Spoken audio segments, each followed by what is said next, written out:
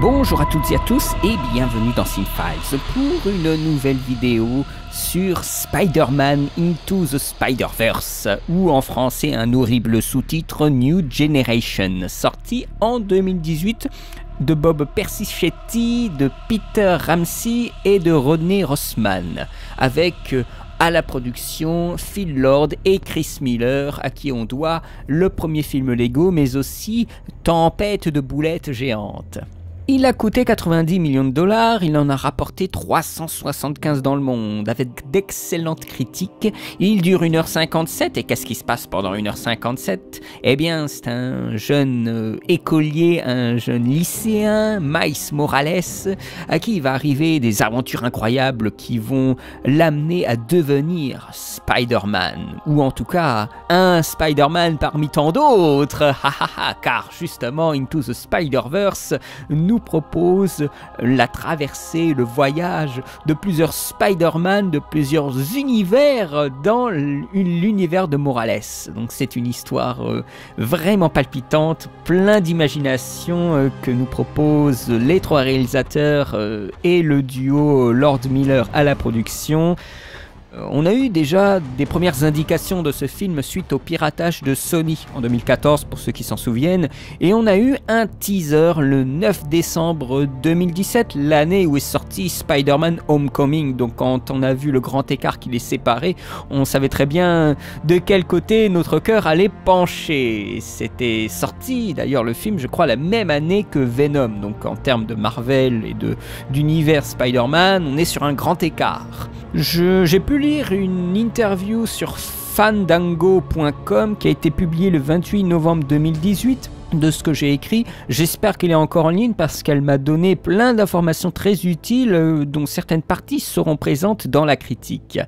Donc c'est une critique générale qui n'ira pas forcément dans le détail puisque je n'ai pas vu le film depuis sa sortie. Il y aura bien sûr des points du récit qui seront révélés, donc je vous invite fortement à regarder le film parce que alors là, on est sur un film d'une qualité exceptionnelle. Je l'avais regardé pendant une coupure de courant au boulot. On avait un temps assez important à attendre. Donc je suis sorti, je suis allé voir Spider-Man et c'était une claque. C'était un plaisir instantané, un plaisir aussi d'animation.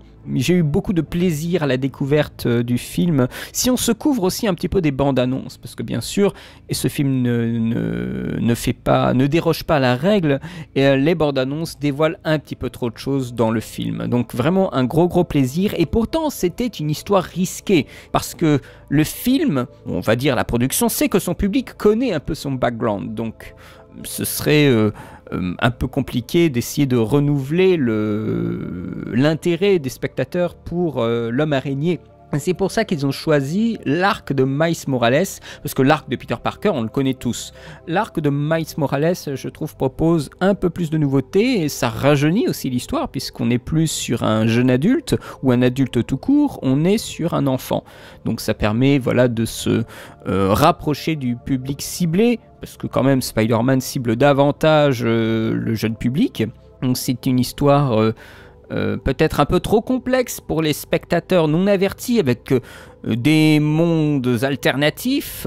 C'est quand même un peu obscur. C'est une idée qui ne coule pas forcément de source pour les gens qui ne sont pas habitués à la culture geek ou à la pop culture. Et ce film aussi prend la décision d'aller un peu contre le MCU. Et c'est là où je remercie Sony de proposer quelque chose de différent. Une histoire plus risquée et peut-être aussi plus intéressante que ce que j'ai vu chez Marvel. Je trouve Spider-Man Homecoming joue plus sur une nuance de décor qui, nous le savons très bien, est un décor quasiment en CGI. Donc c'est pas comme si on allait vraiment voyager, malheureusement. C'est un changement de décor. Finalement, c'est presque le but du film, c'est le changement aussi bien de décor parce qu'on est en Europe qu'un changement de décor par le travail de réalité virtuelle, si on peut s'exprimer ainsi, de Mysterio, que ici on a vraiment un changement total puisque non seulement on passe sur un autre média, le dessin animé, le traitement 3D et le mix entre les deux, qui s'allie avec d'ailleurs la bande dessinée, avec tout le travail esthétique, on y reviendra un petit peu plus tard. Et en même temps une histoire où on brasse en fait la richesse du personnage en proposant des variations de Spider-Man de différents mondes. Et ça, ce n'est pas une notion qui est d'habitude présentée dans les films. Ici, il y a une grande notion d'héritage, héritage du personnage à travers toutes les dizaines d'années qu'il a vécu dans les comics et tout ce qu'il a pu engendrer en pop culture pour avoir eu des variations qu'on voit dans le film, des variations en noir et blanc, des variations manga, voilà, avec le personnage dessiné comme dans un manga. Le film ne peut pas faire comme s'il était le seul film traitant du personnage. Donc il joue sur sa place dans la saga de films qui lui est consacrée. Et ça, c'est déjà super intéressant. Et c'est là où c'est aussi un film qui est davantage pour un public averti. C'est un public qui a vécu le personnage et qui ne consomme pas simplement les films en les, détachant les uns des autres. Voilà, donc c'est une notion qui est déjà compliquée à mettre en valeur dans le récit. C'est très généreux. Il y a beaucoup de références au film Spider-Man, il y a même trop de références, ce qui donne toujours cet argument, je dirais facile, de vouloir revoir le film pour saisir encore plus de choses. Mais ça montre encore une fois qu'on a vraiment fait le tour du tout des films de super-héros. Mais à mon sens, Disney continue de nous niveler par le bas.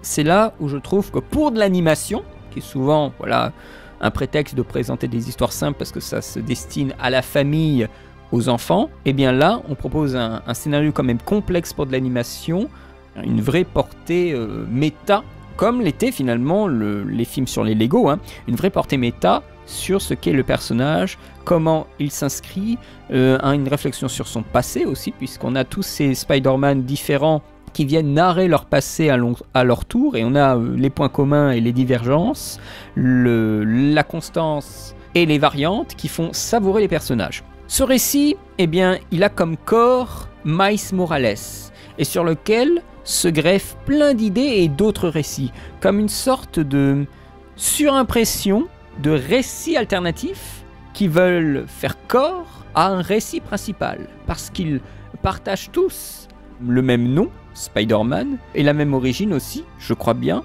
se faire piquer par une araignée. Je crois qu'ils en jouent.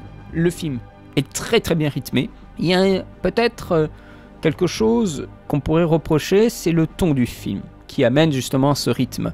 On retrouve cette notion de dramatisation, dédramatisation, parce que je me rappelle que c'était une question qui était soulevée par Mathieu de Final Entertainment. Est-ce qu'on retrouve le ton de Lord et Miller ? C'est-à-dire, est-ce que le film n'est pas bouffé par l'histoire, littéralement ? Mais je trouve que le film oscille un peu de la même façon que Lego entre la dramatisation et la comédie dédramatisation. Et presque dans la même scène, on passe de l'un à l'autre et on ressent à plein poumon le drame ou la comédie par rapport à ce qui se passe pour Miles Morales avec son père et son oncle, tout comme, et ça j'ai été très surpris de le découvrir, l'émotion qui provient de l'histoire du caïd qui amène après à de l'action dynamique parce qu'elle est amenée par des enjeux dramatiques. Il faut créer aussi cet enjeu dramatique et trouver la subtilité qui permettra de pas couper le lien avec le spectateur pour le drame. Et c'est par exemple ce que fait très très bien Spielberg. Dans les moments les plus dramatiques, avec le plus de tension, eh bien, il arrive quand même à faire quelques blagues. Moi je me rappelle toujours de la séquence avec le T-Rex où on voit l'avocat qui part comme ça de la voiture alors que c'est le moment ultra dramatique, il y a le T-Rex qui arrive et tout ça, et il y a l'avocat qui part et il y a Sam Neill qui dit mais où est-ce qu'il va celui-là ? Ian Malcolm qui dit à côté quand faut y aller, faut y aller.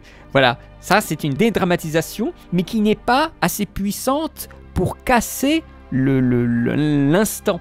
Bien sûr, quand vous dédramatisez, après si on veut continuer à créer la scène et à faire en sorte que la scène soit palpitante, eh bien il faut recréer la dramatisation derrière. Donc c'est un jeu de ping-pong très délicat pour pas casser le rythme, là où je trouve le Disney n'y arrive pas du tout. C'est une catastrophe. Eh bien je trouve que Lord et Miller, ils ont un certain talent, tout en le liant à la mise en scène. Ce n'est pas seulement une affaire de dialogue et de situation narrée, il s'agit aussi de la mise en scène qui va redynamiser avec un coup musical, ou un beau mouvement de plan, ou un regard de personnage que tout d'un coup on va redramatiser tout de suite après. Et dans Lego c'était un petit peu similaire aussi, ils arrivaient, alors qu'on parlait de jouer, à dramatiser la scène assez facilement. Et le film n'est pas brillant que par son visuel, c'est ça qui est aussi aussi intéressant, c'est aussi par son dialogue.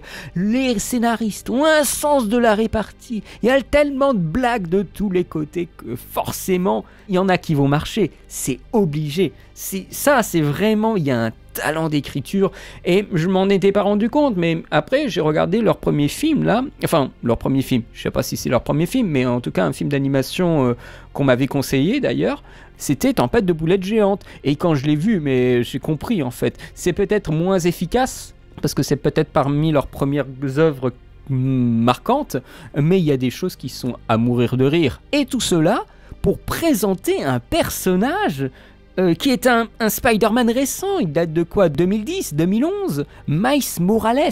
Dans cette interview sur Fandango.com, eh bien, Phil Lord évoque la force du personnage de Miles. C'est sa famille qui est différente de celle de Peter Parker. Ses deux parents sont vivants et veulent ce qu'il y a de mieux pour leur enfant, et son oncle l'aime aussi, mais il l'encourage sur une voie différente. Donc le choix de Miles, eh bien, il est entre deux voies, et ça amène aussi un rapport entre le père et le fils. Donc ça donne une dimension familiale au personnage que nous ne connaissions pas avant, et c'est bien d'avoir créé un deuxième Spider-Man pour les comics qui soit dans une dimension familiale différente.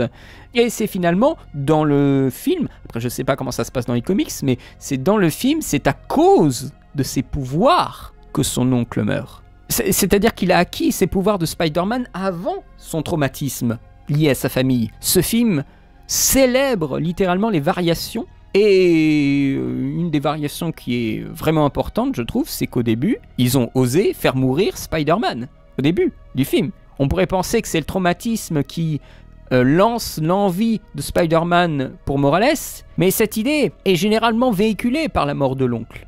Mais ici, l'oncle meurt beaucoup plus tard. On attend du coup des éléments constituants de son univers, la capacité de Spider-Man de monter sur les murs, la mort d'un proche qui le motive à l'engagement d'être un héros envers la ville, la difficulté de gérer sa double vie, et tout cela, eh bien, Miles va l'apprendre en étant un héros d'un homme qui a oublié comment on fait. Donc le Peter Parker vieux là.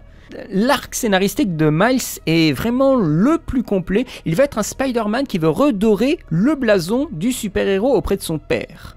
Donc à la fin, on s'en fait pour lui. Il y a un retournement d'énergie du personnage, qui est peut-être, je sais pas si c'est par manque de temps, mais qui est peut-être un peu grossier. Vous savez, dans les dessins animés, souvent, oh là là, tout est perdu, et tout d'un coup, il y a des voix intérieures et tout ça, et après on reprend, on reprend confiance en soi, et on a de nouveau, on comprend les motivations à nouveau, et c'est reparti. Malheureusement, à la fin, il y a un peu de ça. Mais, mis à part cette petite fausse note, je devrais pas dire que c'est une fausse note, mais c'est une note trop commune, je devrais dire. L'arc et la variation de l'arc est vraiment très bien. Quand je parle aussi de variation, il y a aussi une large variation dans les méchants, notamment le Caïd, un énorme corps et des tout petits pieds. Alors même si le Caïd est toujours un peu comme ça, eh bien il a des motivations. C'est quand même abusé d'investir des millions ou des milliards pour ressusciter des morts, mais on les fait venir d'une autre dimension, donc on amène d'autres personnages. On a le docteur Olivia Octopus, alors je crois que c'est la fille du docteur Octopus, mais elle est aussi folle que lui, hein. Elle n'a pas vraiment de background, elle a des espèces de trucs en plastique, là, de tentacules en plastique. On a le bouffon vert qui est une gargouille immense. C'est un personnage très iconique, mais qui est malheureusement relégué à une scène, mais la scène elle est très spectaculaire. On a le scorpion qui est une espèce de racaille mexicaine, et un méchant qui s'appelle le rôdeur, mais que je ne connaissais pas du tout. Il y a vraiment de très bonnes idées pour les méchants, encore une fois, comme je vous le dis depuis le début de la critique, des constantes et des variantes. Faire du nouveau avec de l'ancien. Les scénaristes ne sont pas dupes de ce qu'ils racontent. Ils sont très clairs là-dessus. C'est tout de suite montré. On a un univers étendu avec des Spider-Man, des âges différents. Comme des clichés de Spider-Man qui ont des clichés d'origin stories accélérés par chaque Spider-Man. On a des variations. Une blonde, du noir et blanc qui combat les nazis, un Spider-Cochon, qui était bien sûr la blague des Simpsons, hein, Spider-Cochon, Spider-Cochon, il est suspendu au plafond. Un deuxième Peter Parker, parce que le premier meurt devant les yeux de Miles Morales. On a Spider-Gwen, on a Penny Parker, donc une espèce de, comme vous savez dans Overwatch, diva d'Overwatch, bah là c'est un peu la même chose. On a le Spider-Man qui a le plus de temps à l'écran après Morales, c'est le Peter B. Parker. Donc on a le premier Parker qui meurt et on a le deuxième qui est un peu un loser, qui est un Spider-Man qui a perdu la foi. Il est plus vieux, il n'a pas d'enfant et c'est peut-être pour cela qu'il va devenir une sorte de deuxième père, d'oncle, de deuxième oncle, qui va transmettre des idéaux à Morales, qui va essayer de se remettre avec Mary Jane. Il se laisse aller, il est devenu gros. Ça lui est reproché pendant tout le film. Et quand elle voit Mary Jane dans le monde de Morales, il devient haga, il devient bête, et à la fin il décide de retenter de se remettre avec elle. Il y a un parcours du personnage pour le coup qui est réussi. C'est un personnage qui a clairement des conflits internes et externes. Donc un personnage secondaire sur lequel on travaille quand même ces conflits, eh bien c'est merveilleux quoi. Alors que là on voit clairement chez Morales les conflits internes vis-à-vis de sa responsabilité de Spider-Man, les conflits personnels avec son père, conflits externes, le caïd. Voilà, ça là pour Morales c'est ultra clair en fait, ces conflits, ces trois niveaux de conflit. On a la tante May qui est une espèce de Alfred en puissance, qui a une énorme Batcave, enfin une Spider Cave avec des tonnes de costumes et de gadgets. C'est un peu foufou mais bon. Mais c'est plutôt réussi. On a un caméo de Stan Lee, voilà, parce que c'était une des dernières impressions, c'était une des dernières apparitions, je crois, ou en tout cas apparition vocale, je devrais dire. Mais voilà, un des derniers hommages à Stan Lee qui était très sympathique. La mise en scène, elle donne le ton dès le départ. Elle est complètement sous acide. On commence avec le logo de la Columbia, un peu en mode Enter the Void, avec les titres comme ça. C'est très surprenant de voir dès le départ, mais je trouve que ça fait déjà plaisir parce qu'on voit qu'on ne sera pas devant un film conventionnel. On a, dès le départ du film, et ça va jusqu'à la fin, une impression de surimpression sur beaucoup de plans de film, comme si le film était une impression 3D. Et ça donne vraiment une confusion, comme une surimpression de réalité. Les textures sont complètement réinventées. Surtout à la fin, on a le relief même de la réalité du film qui est remis en cause. Donc une espèce de côté méta à l'intérieur des textures des personnages ou du décor. Pour donner plus de marge, je pense, aux dessinateurs, il avait été dit justement dans cette interview de Fandango.com que Chris Miller, le producteur, avait dit qu'en faisant un film d'animation à partir des comics, on pouvait vraiment faire de l'art à partir du comic book, par rapport au film live où on est toujours dans une question d'adaptation. L'interview parle de différentes influences de dessinateurs. Phil Lord évoque la facilité d'écrire le film et les situations, mais aussi la difficulté de rendre visuellement la séquence superbe. Et ils ont pris leur temps pour un travail de 10 secondes, ils ont pris quasiment 1 an. Ils ont créé un look du film avec un animateur, ils ont fait 10 secondes et à partir de là, ils ont développé le reste. Ils ont eu 60 animateurs pour l'équipe de base, ils sont passés à 142 en août 2018. Tous les films en animation ont tendance à se ressembler ces derniers temps. Avec des peaux qui sont toujours très similaires. Le Godzilla de Netflix c'est un petit peu différent pour le coup. Là on est sur une animation percutante, une sorte de peinture vivante, une impression de 2D entre 2D et 3D, c'est-à-dire que les corps des personnages sont en 3D et on crée de la 2D sur ces corps 3D. Ça rappelle un peu la technique du CAPS, vous vous rappelez le CAPS, donc pour mes rétrospectives Disney, je vous invite à les voir bien sûr. Le CAPS c'est une machine qui permet de créer des contours 3D d'une machine, d'un piano ou encore d'un objet comme une voiture en 3D, après de la peindre en 2D. Et bien là on est un petit peu la même chose, on a la combinaison entre de la 3D et du dessin à la main, de la caméra multiplane en environnement en réalité virtuelle, entre de l'animation de chez Sony et un art de dessinateur de comics. On a une vidéo de Howard Wimshurst sur l'animation, donc c'est une vidéo YouTube qui parle de l'animation et du design du film. C'était incroyable. Ils ont réduit le framerate pour que ça ressemble plus à du 2D qu'à de la 3D. Ils ont été même allés beaucoup plus loin. La chaîne YouTube Cult and Click parlait de 12 images par seconde dans sa vidéo, mais j'ai pu voir par la suite sur une autre chaîne YouTube qui s'appelle Corridor, je crois qu'ils ont une chaîne où ils regardent les effets spéciaux des films.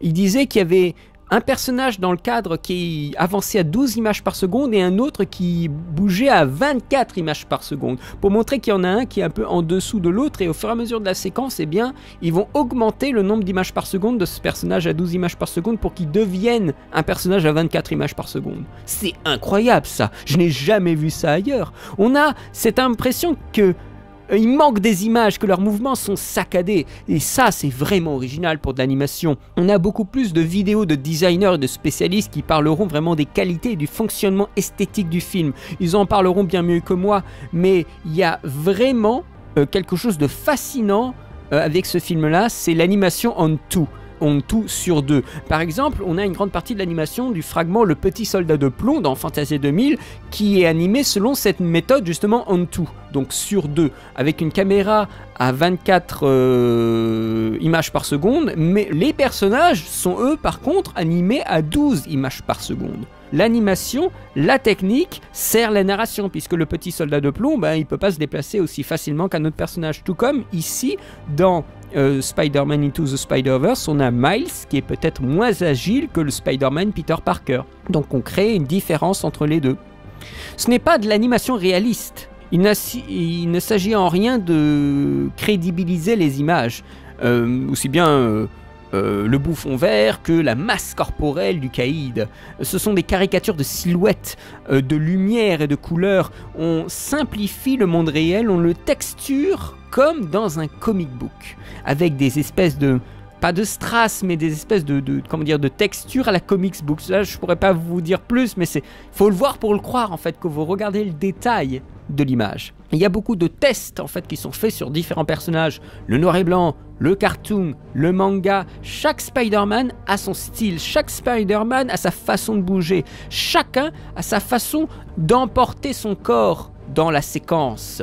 Ça donne presque l'impression, je crois qu'en interview le disait, de faire 5 films en même temps. Et ça crée une confusion parce qu'il faut être entraîné dans la lecture frénétique de l'image. Le spectateur lambda, il va être perdu. Ça peut très vite fatiguer les yeux. Mais il y a une générosité visuelle et sonore pour seulement 90 millions, pour 2 heures de film, c'est impeccable. C'est étonnant, surprenant de la part de Sony qui a frappé fort. On montre beaucoup de choses visuelles. Au-delà de simplement le dialogue, par exemple, on crée des alternatives narratives. Là où toute la performance, par exemple, des Pixar viennent sur les anatomies, les points de détail, la promo dans Les Indestructibles 2, de regarder, on a créé les fils du pull du personnage principal, la physique. Eh bien, tout ici... dans ce Spider-Man est retourné et réduit par l'équipe qui se concentre pour donner l'idée d'origine de leur film, donner l'impression qu'on est dans une bande dessinée. Un comic strip avec des toiles d'araignée. Cela crée des cadres chargés d'une sorte de hiérarchie d'informations qu'il faut traiter en tant que spectateur. La position du personnage dans le cadre, la couleur, la lumière, le mouvement, tout cela dans un format anamorphique. Ce qui donne l'impression que c'était pas un film pour des gens qui découvrent le cinéma. C'est un film pour des gens qui sont rodés. C'est un petit peu la même impression que vous pouvez avoir avec Speed Racer. Ce sont des films très chargés où il faut déjà avoir de l'expérience dans la lecture de l'image pour en apprécier les tenants et aboutissants. Ce n'est pas un film à donner à n'importe qui, je pense. Pour un plaisir instantané, bien sûr. On a la notion de caméra, de focale, de lentille qui n'existait pas en animation. On a aussi d'autres techniques. On a par exemple un plan où il se voit dans le reflet d'une vitrine de costume de Spider-Man. Il n'atteint pas la hauteur du masque. Puis une deuxième fois, ça y est, il y est. On a des notions de cadre qui parlent pour le personnage. La musique, elle est pas forcément innovante, mais elle est moderne, elle est contemporaine, elle est puissante quand il le faut, avec beaucoup de musique additionnelle d'aujourd'hui pour faire jeune, mais dans le cadre d'un enfant, Spider-Man, ça passe plutôt bien. Dans le cadre aussi d'un personnage noir, les musiques choisies fonctionnent bien. Le film réussit ce qu'il fait. Il est post-moderniste, comme disait le critique masqué. Il est contemporain parce qu'il est hybride, justement. Comme disait Lord et Miller dans l'interview, you walk inside a comic book. Vous marchez à l'intérieur d'un comic book. Ce film a une énergie incroyable qui vous donne envie de le revoir. Il est compliqué de faire un retour clair sur le film qui demande clairement un revisionnage, mais j'ai envie de laisser dans cette vidéo plus une impression générale sur plein de petits aspects que quelque chose qui va aller dans le détail. Et même, c'est un film qui est clairement artistiquement fort et impressionnant, et je ne suis pas un artiste visuel. Je n'utilise pas After Effects et encore moins Photoshop, donc je ne pourrais pas aller dans le détail des couches, du multiplane, du mouvement, de tout le travail sur le nombre d'images par seconde des personnages. Je souhaitais juste vous évoquer le sujet, mais clairement des gens qui sont des artistes pourront vraiment apprécier le travail de dessin qu'il y a eu sur Spider-Man Into the Spider-Verse. Pour moi, je lui mets un 18 sur 20 largement, il les mérite largement, et je pense que même je pourrais augmenter la note en le revoyant, ça c'est à peu près évident. C'est un excellent film, c'est une très très belle surprise de 2018. J'espère qu'avec ce film, j'ai envie de dire que les gens vont se rendre compte à quel point les Spider-Man de chez Disney, c'est un peu de la daube. Le film n'a pas super bien marché, parce que les gens sont aussi habitués à avoir de la merde, et bien sûr, ils prennent peur et ils ne vont pas voir la qualité quand elle s'offre à eux. Ils préfèrent de l'animation pour les familles, avec The Grinch par exemple. Mais le film a quand même eu son petit succès, et surtout il a eu un énorme succès critique. Il a raflé je sais pas combien de prix. Je suis très content qu'il ait raflé l'Oscar par rapport à la machine Pixar Disney. Je crois qu'il faut revenir en Rango en 2011 pour que ce soit voilà, un peu un film extérieur aux grandes machines et surtout aux productions qui se ressemblent. Rango, c'était quand même quelque chose d'assez innovant en termes de texture. De texture tout simplement, de couleur, de sujet aussi. Là, ils font vraiment fort chez Sony. Je crois qu'ils vont créer une franchise en novembre. Sony développait des scénarios de suite pour des spin-offs, juste parce qu'il y avait un buzz autour du film. Alors, c'est très dangereux de faire ça, mais il faut voir ce que ça donne. Personnellement, je ne le souhaite pas. Je trouve que le film se termine très bien comme ça. Mais après, ça reste du business. Malheureusement, il y a des choses comme ça qui se font. Il faudra voir ce que ça donne. Je crois qu'il y a une suite en cours. Et je crois malheureusement que ce ne seront pas les mêmes qui feront le film. Mais espérons que ce soit tenu, que ce soit de bonne tenue et que le scénario soit vraiment cool. Moi, j'ai vraiment eu du plaisir à le regarder. J'ai eu du plaisir, même si j'ai dû me botter un peu le cul pour faire ce petit commentaire. J'espère que ça vous plaira. Forcément, vous avez pu peut-être ne pas être très surpris par mon avis. Comme beaucoup de gens, je suis très positif vis-à-vis de ce film. Je vous remercie de m'avoir écouté. Je vous remercie de me suivre encore une fois. Merci beaucoup. Je vous souhaite une très bonne journée, une très bonne semaine et à très bientôt pour de nouvelles vidéos. Allez, salut!